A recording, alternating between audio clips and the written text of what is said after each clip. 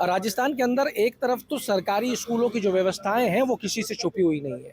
हाँ, छुपी हुई इसलिए भी अब नहीं है क्योंकि शिक्षा मंत्री जी आदेश जारी कर चुके हैं, अब कोई जा ही नहीं पाएगा, वीडियो नहीं बनेंगे, कोई वहां से लाइव स्ट्रीमिंग नहीं होगी, और अगर कर दिया तो पॉक्सो जैसी धारा के तहत पत्रकार के ऊपर मुकदमा लगा दिया जाएगा। अब हम आपको वकील से यह भी पता करके बताएंगे, किसी बढ़िया अधिवक्ता से, कि पॉक्सो जैसी धारा क्या कैसे भी और कैसे भी लगा दी जाती है। कि खैर आज का वो विषय नहीं है।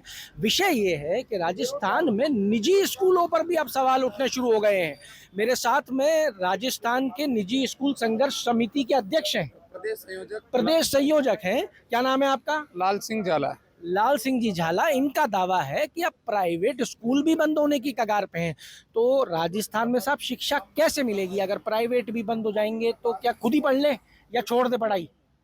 सब ऐसा है कि सरकार ने बहुत ही जिन चीज़ों को इजी करना चाहिए उनको हार्ड करते गए, और स्थिति ये हो गई आज निजी विद्यालय 90% बंद होने की स्थिति में जो मध्यम श्रेणी, ग्रामीण और जो बड़े विद्यालयों को छोड़ देते हैं तो लगभग 90% विद्यालय बंद हो जाएंगे। 10 लाख एम्प्लॉय बेरोजगार हो जाएंगे। 90% स्कूल अगर निजी क्षेत्र के बंद हो जाएंगे, आप जो कह रहे हो, इसका कारण क्या है? कि वो बड़े विद्यालय हैं, जो बड़े बड़े विद्यालय हैं वो इन बच्चों को खा जाएंगे, वो इन स्कूलों को खा जाएंगे। कौन है जो इन स्कूलों को बंद करना चाह रहा है? सरकार की पॉलिसी इस तरह से हो गई है, जब मान्यताएं दी गई उनको तब अलग टर्म्स और कंडीशन थी, अब वो कंडीशंस उन्होंने चेंज की है, और उन चेंज के अंदर भी बहुत सी ऐसी चीज़ें जिसके लिए हमने सरकार को लगातार 30 जनवरी से हम ज्ञापन दे रहे हैं। उसके बाद हमने 25 जून को शिक्षा मंत्री जी से मुलाकात भी की, समाधान कुछ हुआ नहीं। उसके बाद 15 जुलाई को हमने समस्या क्या आ रही है? समस्या बताओ आप। ये तो ज्ञापन तो आपने दिए जी।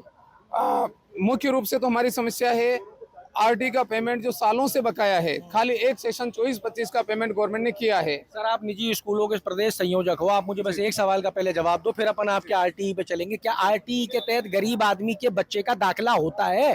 क्योंकि आरटीई के तहत हमने ये देखा है, लॉटरी निकल जाती है, साल भी निकल जाता है, निजी स्कूल दाखिला नहीं देता उस बच्चे को। सर, ऐसे कोई भी इनकार वो करते हैं जो बहुत बड़े स्कूल होते हैं। बाकी ऐसे छोटे स्कूल की एक भी समस्या आपके पास हो तो आप मुझे बताएं, मैं खुद आपका प्रवेश करवाऊंगा। आरटीई का पैसा नहीं मिला निजी स्कूलों को। दूसरा राजशाला सम्मेलन जो जांच जिससे सरकारी स्कूलों का बट्टा बैठ गया है, 2018 से वहां शुरू है, लगभग 8 साल से वो जांचें चल रही है, जिससे पूरी शिक्षा व्यवस्था चौपट हो गई है। वो सारी होता है इस जांच में?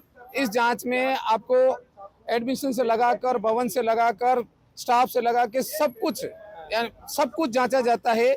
पर उसमें समस्या यहाँ आ रही कि इन्होंने एक झाला साहब, आपको क्या लगता है कि नहीं जांचना चाहिए? नहीं, जयपुर के अंदर आप निजी स्कूल महाराणा प्रताप, एक बच्चा पेटीज खाने से 45 मिनट तड़पता रहा, स्कूल प्रशासन ने हॉस्पिटल को नहीं बुलाया, बच्चे की जान चली गई। क्या उसके माता पिता करें? 16 साल का लड़का था, कहाँ से लाए वो बच्चा? क्या जांचें नहीं होनी चाहिए? बिल्कुल जांचें होनी चाहिए, लेकिन संगठन या सरकार को उन विद्यालयों के प्रतिनिधि को उसमें शामिल करके विश्वास में लेके कि हमें कहाँ उन चीज़ों पे काम करना है क्वालिटी के लिए। आप सिर्फ उनको इंस्पेक्टर राज लाने के लिए और उनको बंद करने के लिए चलाएंगे तो वो जांचें प्रभावी नहीं होगी। हम चाहते हैं जांचें हों, लेकिन जांचें उन चीज़ों को, जैसे रजिस्टर्ड किरायानामा अभी इन्होंने शुरू किया है। रजिस्टर्ड किरायानामे से स्कूलों के ऊपर, छोटे छोटे स्कूल है उनके ऊपर इतना भार पड़ेगा, और इसी तरह और भी जो हैं बहुत सी समस्याएं आ रही है। उन सब समस्याओं को लेकर निजी स्कूलों को राजस्थान में क्यों चालू रहने दें? क्यों ना सरकारी स्कूलों को मजबूत करे सरकार? क्यों ना सरकारी स्कूलों में बच्चा जाए जहाँ फीस नहीं लगती है? निजी स्कूल तो फीस लेता है, वर्दी के पैसे लेता है, किताबों के पैसे लेता है, डायरी के पैसे लेता है, हर तीज त्योहार पे पैसे लेता है। तो क्यों सरकारी स्कूलों में ना जाए बच्चा? हम खुद भी ये चाहते हैं कि अगर क्वालिटी राजकीय विद्यालय और सरकार अगर उस क्वालिटी को मेंटेन कर पाती तो निजी विद्यालयों को उसमें आना ही नहीं पड़ता। निजी विद्यालयों को उसमें आना ही नहीं पड़ता। निजी विद्यालयों को तब आना पड़ा जब सरकार उस चीज को पूरा नहीं कर पाई। निजी विद्यालय सरकार से बिना कोई पैसा लिए हुए, सिर्फ आरटी का पेमेंट लेती जो अलग बात है, बाकी बिना कोई पैसा लिए हुए लगातार उसका कर्तव्यों का निर्वहन कर रही जो सरकार के कर्तव्य। वो निजी स्कूलों में टीचरों को तनख्वाह कितनी मिलती है? निजी विद्यालयों में अलग अलग क्वालिटी के अलग अलग हैं, लेकिन एक अंदाजा एवरेज 10,000 के आसपास से शुरू होती है। 10,000 रुपए महीना जी।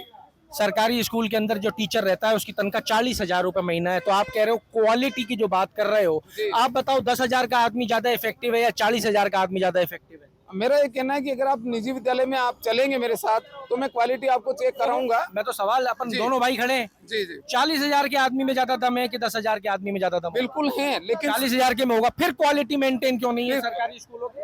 क्योंकि सरकार ने जांच के और सिस्टम इस तरह से कर दिए हैं जिनको होने नहीं चाहिए, वास्तविक उनको काम करने नहीं दिया जा रहा। अगर निजी स्कूल बंद कर दिए जाते हैं राजस्थान के सारे, तो क्या सरकार के पास में इस टाइम इंफ्रास्ट्रक्चर है कि हाथों हाथ बच्चों को सरकारी स्कूलों में शिफ्ट करके उनका साल खराब ना हो, ऐसी व्यवस्था कर दी है? क्या है साहब, बहुत मुश्किल है। सरकार के पास अगर साधन संसाधन सारे होते तो अभी ये स्थितियां आती ही नहीं। आपके पास कितने बच्चे हैं पूरे राजस्थान के अंदर निजी स्कूलों में? पूरे राजस्थान में हमारे पास लगभग 85 लाख बच्चे हैं। 85 लाख बच्चे हैं। सरकारी स्कूलों में कितने बच्चे हैं?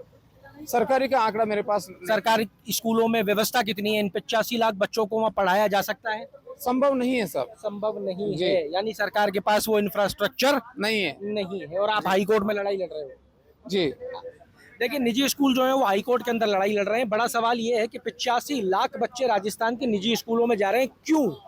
वो 85 लाख बच्चे जिनके माता पिता पता नहीं कैसे कैसे उस फीस की व्यवस्था करते होंगे, पर मजबूरी है। हर माता पिता चाहता है कि जो जीवन मैं जी रहा हूं, मेरा बच्चा इससे बेहतर जीवन जिए। और बेहतर जीवन जीने के लिए एक गरीब आदमी के पास में सिर्फ और सिर्फ एक चीज है, और वो है शिक्षा।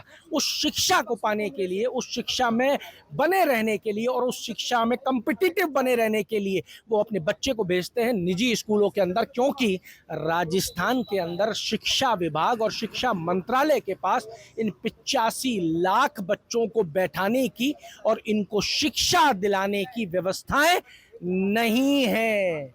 यह है राजस्थान की स्थिति। अब निजी स्कूलों पर भी लटक रही है तलवार। क्या होगा उन 85 लाख बच्चों का जो अपना भविष्य बेहतर बनाने का सपना लेके विद्यालय जाते हैं, जिनको नहीं पता कि उनके पीछे विधानसभा में और मंत्रालय में क्या चल रहा है। आपके राज्य की खबरें, आपके शहर की खबरें सबसे पहले जानने के लिए देखते रहें अमर उजाला। चैनल को सब्सक्राइब जरूर कर लें और पाएं हर अपडेट।